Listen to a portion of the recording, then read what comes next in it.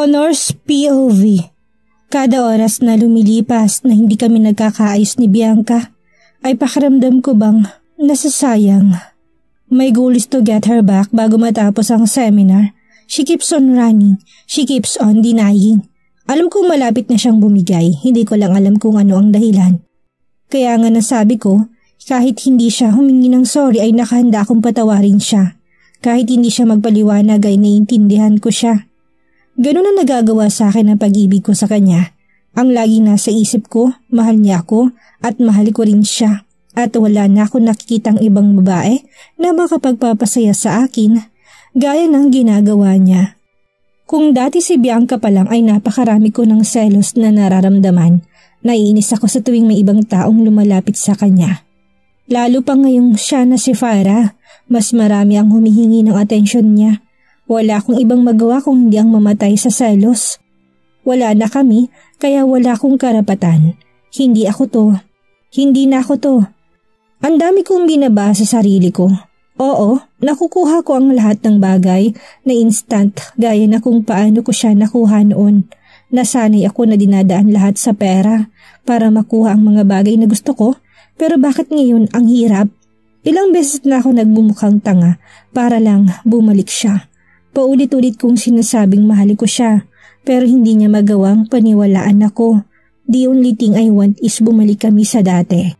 I missed her so much, and it kills me kapag naisip ko na nasa malayo siya. Ngayong malapit na siya sa akin, parang ang layo-layo niya pa rin. Nangihina ako pero nilalabanan ko lang yung takot ko na baka hindi na talaga niya ako gusto. I'm willing to take the risk. Kung hindi ko siya makukuha sa santong pakiusapan, baka sakaling sa santong persahan. Ibang selos ang nararamdaman ko ngayong gabi matapos kong makita siyang masayang nakikipag-usap sa mga tiyago. Itong si Floyd ay hinalikan pa siya sa kamay. Honestly, pinigilan ko lang talagang sarili ko na saktan ang panghas na lalaking yun. Inis na inis ako't gigil na gigil. Ayoko ng ganon. Yung binibigay niyang mga maganda niyang ngiti sa lahat pero pagdating sa akin ay nakasimalmal siya. Ngayong gabi, susubukan ko subukin ang nararamdaman niya sa akin. Inaabangan ko talaga ang pagdaan niya dito sa kwarto ko. Nang dumaan siya'y wala na akong sinayang na pagkakataon. Mula sa likuran niya ay niyakap ko siya at tinakpan sa bibig. Persahan ko siyang pinasok sa aking madilim na kwarto at tinulak ng marahan sa aking kama. Madilim ang kwarto at sapat ng kaunting liwanag para makilala niya kung sinong lalaki nakatayo ngayon sa harap niya. Connor? Saad niya na tila hindi na nagulat. She's very elegant yet seductive to my eyes. She's wearing a black tube dress na may kagigsian kaya ako kanina pa naiinis. Kanina pa kita tinitignan at kanina pa rin ako selos na selos. Akala mo ba simpleng ngiti lang ang binibigay nila sa'yo? Bakit ba nagsusot ka ng ganyang damit? Hindi ko ba naisip na pwede kang bastos ha? Hinubad ko na yung coat ko at tinanggal ang necktie. Binuksan ko rin ang 3 botones sa polo ko at padapa ng hinarap si Bianca. Ako lang ang pwedeng bumasto sa'yo. Tandaan mo yan ha? Territorial talaga akong tao at nasungit sa mga bagay na pag-aari ko. Oo, naiwala ko siya pero this time ay iingatan ko na siya. Ano bang ginagawa mo? Ano ba pinagsasabi mo? Ayang ka na naman at nakainom. Hindi mo na naman alam ang sinasabi mo. Please, let go of me, Connor. Wala ka ng papel sa buhay ko kaya wala kang karapatang magselos. O sitahin ako sa kung anong susuotin ko. Ewan ko ba kung bakit hindi ko naintindihan ang mga pagtataray ni Bianca. I just focus on what I want right now. I want to win her back. Her heart again tonight. Meron akong karapatan dahil akong una at magiging huli mo. Wala nang kawala. Kaagad kong inangkin ang kanyang labi. Natatawa lang ako dahil kunwari pa siyang nagpupumiglas pero nakapikit naman. Sinasadya niya bang pahirapan akong hulihin ang mga labi niya o gusto niyang salay ko siya halikan? Dahil panay ang pumiglas niya ay laig mo ng sunod kong pinapak. She keeps on pushing me away pero tumitingala pa siya na tila binibigyan ako ng malawak na espasyo. Hinuli ko ang 2 niyang kamay at nagpatuloy ako sa pagpapaligaya sa kanya. Sobrang namiss ko to, kaya ginawa ko talaga ang best ko para masiyahan siya. Halos mabasa na ang leeg niya ng laway ko. Hindi niya ako masisisi dahil matagal ako nag-crave dito. Nang kumalma na siya ay muli kong binalikan ang kanyang labi. Napanganga siya sa ginawa ko kaya kaagad kong sinunggaban muli ang kanyang labi. Hindi ko siya tinantanan hanggang hindi siya sumasabay. Sa dinabi-dami ng beses na may nangyari sa amin ay alam na alam ko na ang kanyang kiliti, ang kahinaan niya at kung anong pinakapaborito niya. Walang kahirap-hirap kung hinubad ang suot niyang dress. Muling tumambad sa akin ang perpekto niyang dibdib. Connor, ano ba? Connor! Nag-uumpisa nang mawala sa sarili si Bianca.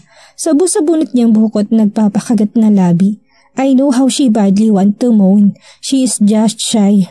Napakasensitibo ng kanyang katawan tuwing dadampi ang labi ko. Connor! Mabaliw-baliw niyang halingin. Do you like it? Yes, yes. You want more? Oh yes. Say I love you first. I love you. Indicate my name. I love you, Connor. Now what do you want me to make you happy now? What? What do you want me to do? Alam ko naman ang gusto niyang mangyari pero gusto ko pa rin marinig mula sa kanya. Hey, don't be shy. What do you want me to do? Answer me please, Bianca. Matagal siyang natahimik, pumikit at pagkatapos ay sabay sabing, own me please. Sabi na nga but she can't resist. Sure, I miss you so much babe. I miss you in bed so please be ready. Bakit nasakit pa rin? After ko, sino sumunod na pumasok dito? I know hindi tama na magtanong ako ng ganito dahil awkward at the same time ay baka masakta lang ako sa isasagot niya. I'm just asking. Sino? Si Wilbert ba? Mahinahon naman ang pagkakatanong ko habang mahinahon din ang pag-ulos ko. Ano ba klaseng tanong yan? After you, wala nang ibang nagmay-ari niyan. Si Wilbert, I rejected him after mo kaming mahuli. Thanks to it, dumating ka nun. Sagot naman niya. Rejected? Thanks to me? Bakit? You mean hindi niya tinuloy yung gagawin niyo sana nun? Bakit? Dahil dumating ka. Pero umalis naman ako nun. Pwede niyo namang ituloy. Hindi natuloy dahil nawalan ako ng gana. Naisip ko na tamang sinabi mo noon. Isa pa, bigla ko nalito sa feelings ko para kay Wilbert. Akala ko totoong nahulog na ako sa kanya. Hindi pala. Minahal ko siya kasi siya yung nandyan. But then nung bumalik ka, doon ko na-realize na ikaw pa rin pala. Really? Wow! Is that true? Lalo akong ginanahan. Akala ko yung minahal niya talaga si Wilbert. Pero heto't sinasabi niyang mahal niya pa rin ako. The feeling is mutual. I still love her kaya naman pinaramdam ko sa kanya ang pagmamahal ko sa kanyang malalim na ulos ang ginawa ko. Panay ang halik sa kanyang balikat while I'm waiting for her answer. Bigla ko napansin na may umiilaw sa gilid sa may drawer. Kalahating di pa lamang ang layo noon sa akin kaya agad kong nabasa ang pangalan ng tumatawag. Wilbert is calling. Yes, it is true. Ikaw pa rin pala, Connor. Para hindi mapansin ni Bianca tumatawag ay binaling ko mukha niya sa bandang kanan at saka ko hinalikan ng kanyang leg. Habang gumagalaw ako sa ibabaw niya, habang pinapaligaya ko siya kinuha ko sipit pa simpleng pinatayan ng tawag si Wilbert. Ano bang kailangan ni Wilbert kay Bianca ng ganitong oras? Bakit siya tumatawag? Palagi ba nila itong ginagawa? Ang daming tanong sa isip ko. Paulit-ulit ang pagtawag ni Wilbert at paulit-ulit ko rin yung kinakancel. Sa inis ko'y pinatay ko ng phone ni Bianca. Sorry ka na lang Wilbert. After ko dito, hindi na pwede ang ginagawa mo. Sa isip-isip ko. Nag-focus ako sa pagninig namin ni Bianca.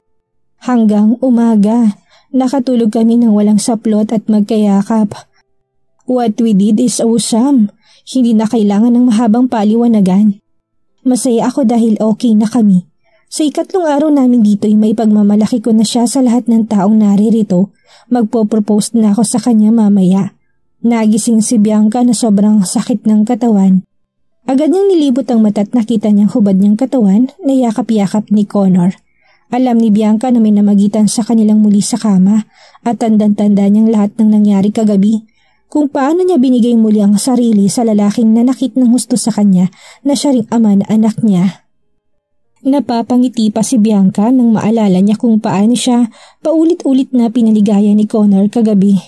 Parang gamot na pang pakalimot, nakalimutan niya ang lahat ng hinanakit niya rito. Pagtingin niya sa orasan ay agad siyang napabangon. 10 a.m. in the morning na at kapwa sila hindi naka-attend ni Connor, gawa nga na sobrang naging bakbakan at talagang pareho silang napalaban. Animoy para siyang binugbog sa sobrang sakit ng kanyang hita na magdamag na nakabukaka. Nahiya tuloy si Bianca sa kanyang sarili. Matapos niyang magpunta ng banyo para maligo't magbihis, agad niyang hinanap ang kanyang CP. Naisip niya na paniguradong hinahanap na sila ng ibang mga delegates sa seminar na to't nagtataka mga yon kung bakit sabay pa silang hindi naka-attend. Agad naman itong nakita ni Bianca sa drawer. Kinuha niya ito't binuksan. Inakala niyang lobat ito kaya kaagad niya itong chinarge. Nagulat siya na makitang marami pang bar. Pumasok kaagad sa isipan niya na baka pinakialaman ito ni Connor.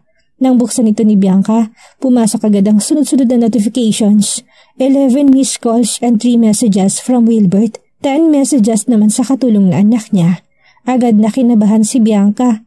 Mabilis niyang pinuntahan ang inbox at doon na niya nalaman ang masamang balita. Una niyang binasa ang text ng yaya ni Baby Floyd dahil mas importante yon para sa kanya dahil tsak na tungkol yun kay Baby Floyd. Ma'am, si Baby Floyd po inaapoy po ng lagnat. Pinainom ko naman po ng gamot pero hindi pa rin po nababa ang lagnat. Ma'am, dadaling ko na po ba sa ospital si Baby? Ma'am, pasagot po ng tawag. Ma'am, si Baby po tumitirik ng mga mata. Tinawagan ko na po si Sir Wilbert, sa kanya po akong magpapasama. Ma'am, papunta na po kami sa ospital. Sunod-sunod na text ng yaya na anak ni Bianca. Nanginginig ang mga kamay ni Bianca matapos basahin ang text ng taga-alaga na anak niya. Kahapon lang ay okay na daw si Baby Floyd, kaya hindi siya umuwi. Ngayon lang niya nabasa ang text nito kaya abot-abot ang pag-aalala niya. Sunod niyang binasa ang text ni Wilbert at dito na siya napahawak sa dibdib. Oh God, Farah, dadaling ko na si Baby sa ospital. Umuwi ka na dahil hindi magandang lagay mo sa ngayon. Ako nang bahala dito. Unang text ni Wilbert. 1 call away lang si Wilbert at dumating kaagad siya matapos tawagan ng katulong. Nabunutan siya. Inabutan niyang tumitirik ang bata dahil sa sobrang taas ng lagnat. Hindi na nag-aksaya ng oras si Wilbert at agad niyang tinakbo ang bata sa ospital kasamang yaya nito. Hating gabi at kasagsagan ng ulan ay mabilis na tinakbo ni Wilbert gamit ang kanyang sasakyan. Mabilis pa ba karating kaagad sila sa ospital? While he is driving, patuloy naman sa pagkontak kay Bianca ang yaya ni Baby Floyd. Ngunit dahil abala si Bianca sa pakipag-ayos kay Wilbert, ay hindi niya nasagot. Ganon din ang tawag ni Wilbert. Hindi nasagot ni Bianca dahil paulit-ulit na pinapatayan ni Connor. Base sa oras ng pagkakapadala ng mensahe, kagabi pa nila sinugod si Baby Floyd kaya naman pala isipan kay Bianca ngayon kung bakit wala nang naging update si Wilbert. Sinubukan niyang replyan ito sa text ngunit hindi na ito sumagot kaya ang yaya nilang ni Baby Floyd ang kanyang kinontak. Yaya, nasaan kayo? Si Baby Floyd, kamusta? Bakit wala pa kayong update hanggang ngayon? Alalang-alala si Bianca. Hindi na niya inisip na maririnig siya ni Connor. Ang totoo niyan, balak na niyang ipagtapat kagabi ang tungkol sa naging anak nila. Ngayon tila parang nagdadalawang isip na siya. Ma'am, okay na po si Baby Floyd. Nakakonfine na po siya at nalapatan ng gamot. Kaya lang po si Sir Wilbert hanggang ngayon po hindi pa nakakabalik. Sagot naman ng yaya na may kinig ang boses. Ha? Bakit? Saan daw nagpunta? Ibig sabihin mag-isa ka lang dyan? Babalik daw po sa mansyon para kumuha ng gamit ni Baby. Sa taranta po kasi namin kagabi hindi po kami nakapagdala ng gamit ni Baby. Hindi pa po bumabalik si Sir Wilbert hanggang ngayon. Matapos kasing malapatan ng paunang lunas si Baby Floyd, ay saglit na umalis muna si Wilbert para kumuha ng gamit sa mansyon.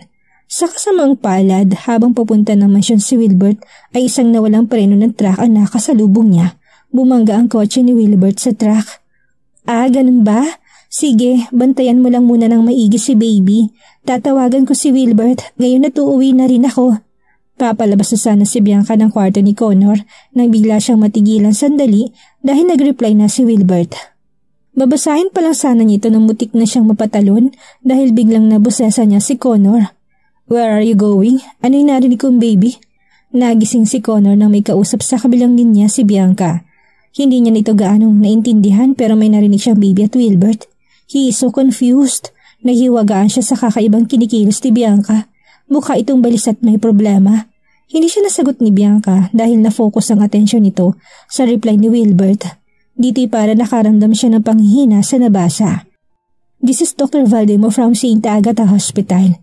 Kinalulungkot po naming ipaalam sa inyo ng pasyente po na may-ari ng CP na to ay naaksidente kaninang madaling araw at dead on arrival na po na dinala dito. Napag-alaman po namin na siya po si Wilbert Cheng. Base na rin po sa mga IDs na nakuha namin sa kanya. Kung isa po kayo sa kamag-anak niya ay mangyari lamang po na puntahan niyo po siya dito sa ospital para sa bangkay niya. Connor keep on talking and asking while Bianca became speechless. Nakasandal siya sa dingding at tila anumang oras ay tutumba. Hindi maproseso sa utak niya ang nabasa. Wilbert, malungkot na sad niya sa hangin habang tumutulong mga luha. Nilapitan siya ni Connor at pilit na tinatanong kung ano bang problema. Hinawi niya si Bianca at nagpaalam. Saka na tayo mag-usap, Connor. Wilbert needs me. Walang gana niyang sabi. Maganda sanang gising ni Connor dahil nga sa inakala niyang wala na silang magiging problema ni Bianca. Ngayon, hirap intindihin ni Connor ang pag-iiba ni Bianca bigla-bigla. What? What about Wilbert? Inaway ka ba niya? Ano, aalis ka iiwan mo ko ulit? Bianca, akala ko ba okay na tayo? Ano na namang drama to? Pinigilan ni Connor si Bianca ang lumabas ng kwarto. Ang nasa isip niya ay muli nitong nililito ang isipan ni Bianca. Hindi na makakapayag si Connor na muling maiwan. Bitawan mo ko, Connor. I said let's talk some other time. Not now. Kailangan ko nang bumalik ng Manila dahil kailangan ako ni Wilbert. Mahirap bang intindihin yun, ha? Magulo ang isipan ni Bianca kaya hindi siya makapagpaliwanag ng maayos. Hindi niya may process ang lahat ng nabalitaan dahil ang tanging nasa isip niya ngayon ay makabalik ng Maynila. May sakit ang anak nila at wala na si Wilbert. Kahit si Bianca hindi na malaman ang gagawin sa mga oras na to, sumasabay pa itong si Connor. Oo, mahirap. Mahirap intindihin pagkatapos na nangyari sa atin, Bianca. Okay na tayo kagabi. We make love and we know that. That is real. Paano ko intindihin ang sinasabi mo ngayon? You say you have to go because Wilbert needs you? Paano naman ako? Kailangan din kita. Paano ko sabihin ko sa'yo na huwag ka na umalis, Bianca? Hindi pwedeng dalawa kami importante sa'yo. Kailangan mong mamili ng isa. Wala nang ibang naging choice si Bianca kung hindi magsabi ng totoo. Nagtaas ng boses si Connor sa kanya dahil iniisip nito na may feelings pa rin siya kay Wilbert. Ayaw din naman ni Bianca na magkakagalit ulit sila ni Connor kaya binalak niya ang sabihin ng totoo. Ang problema lang ay muli na naman itong naantala dahil sa isang tawag na mula sa yaya na anak nila. Ma'am, hinahanap po kayo ng doktor ni Baby. Tinatanong po kung ano oras kayo makakarating. Kailangan niyo raw po kasi mag-usap tungkol sa sakit ni Baby. Ano po sasabihin ko? Tell her na pauwi na ako. Bianca is running out of time. Hinahabol niya ang oras para sa mga taong kailangan siya. About Connor. Please, Connor, I need to go. Mag-usap tayo sa ibang araw. Kailangan ko talagang bumalik ng Manila.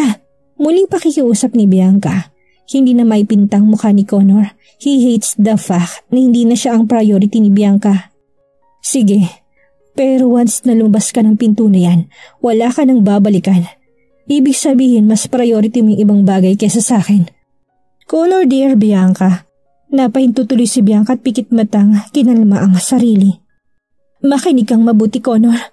Naaksidente si Wilbert kaninang madaling araw at dead on arrival siya sa ospital kaya kailangan kong umuwi. Naaksidente si Wilbert dahil siyang natawagan ni Yaya para hingan ng tulong. Kagabi, sinugod nila sa ospital ang anak nating si Baby Floyd. Si Baby Floyd ang matagal ko nang tinago anak sa'yo dahil sa sobrang naging galit ko. Now, kailangan din ako na anak ko dahil may sakit siya.